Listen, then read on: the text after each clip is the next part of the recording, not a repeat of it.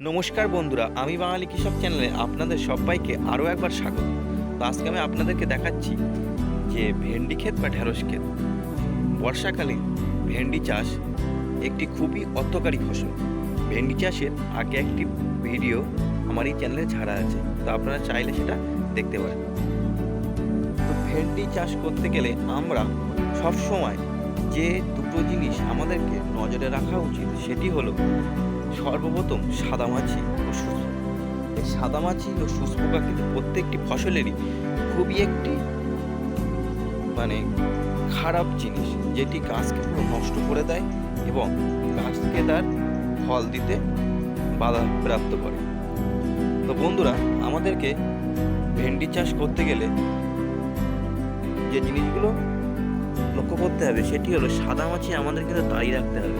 আপনারা লক্ষ্য করলে দেখতে পাবেন যে গাছগুলো কিন্তু খুবই বড় বড় এবং গাছের আপনারা একটু ভালো করে লক্ষ্য করুন, দেখতে পাবেন যে কত সুন্দর ফুল ও ফল কিন্তু আসার মতো কিন্তু হয়ে গেছে। ঠিক এই সময় কিন্তু আমাদের গাছে কিন্তু পরিচর্যাটা কিন্তু করতে হবে, তাহলে কিন্তু আমরা পর্যাপ্ত পরিমাণে ফসলটা দিতে পারবো।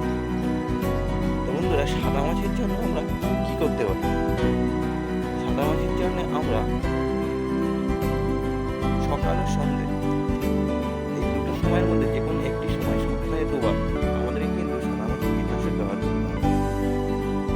ঢেঁড়স গাছে আমরা এই কম্পোজিশনটা অনায়াসেই ব্যবহার করতে পারি, যেটি হলো অ্যাসিটামাপ্রিড 20% এসপি।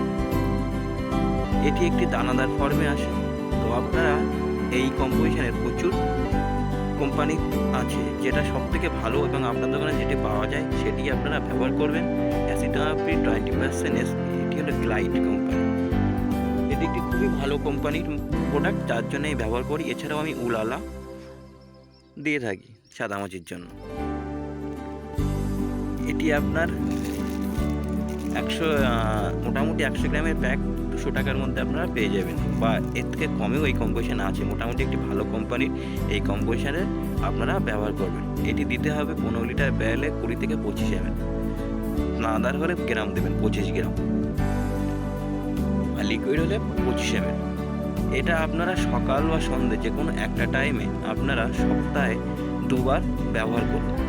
তাহলে যে সাদামাছি থেকে যেসব রোগগুলো ছড়ায় সেগুলো কিন্তু ছড়াতে পারবে না এবং গাছ কিন্তু সুন্দর ফল দান করবে। এছাড়াও আরেকটি সমস্যার সম্মুখীন আমাদের হতে হয়, সেটি হলো পোকার সমস্যা। ঢেঁড়স গাছে খুব বেশি পোকা লাগে না, তবু অনেক সময় আমাদেরকে পোকার জন্য প্রচুর সমস্যার মধ্যে পড়তে হয়, যার ফলে ঢেঁড়সগুলো কিন্তু পেকে যায়। তো সেটা অনেক সময় প্রোটিনের ঘাটতিতেও হয়, তার জন্য আপনারা বোরন স্প্রে করবেন এবং সপ্তাহে একবার হলেও কিন্তু ভালো পোকার জন্য কিন্তু কীটনাশক আমাদেরকে দিতে হবে। তো কি দেবেন? সিমোডিস আপনারা 10 দিনে একবার রাখতে পারেন। এছাড়াও আপনারা কাইট উইন্ডক্সাকার এই কম্পোজিশনের তেলটা একটু কম দামের মধ্যে হয়, দামি তবে একটু খরচ কম। সপ্তাহে একবার এই কীটনাশকটি আপনারা দেন, তাহলে কি হবে? পোকার সমস্যা থেকে অনেকখানি রেহাই পাওয়া যায় এবং আমরা আমাদের পর্যাপ্ত ফসলটা তুলতে পারি। তো বন্ধুরা, যদি ভিডিওটি ভালো লাগে অন্য বন্ধুদের মধ্যে শেয়ার করবেন ও আমি বাঙালি কৃষক চ্যানেলের সবাই পাশে থাকবেন। আজকে এই পর্যন্ত, পরবর্তী ভিডিওতে আপনাদের আরও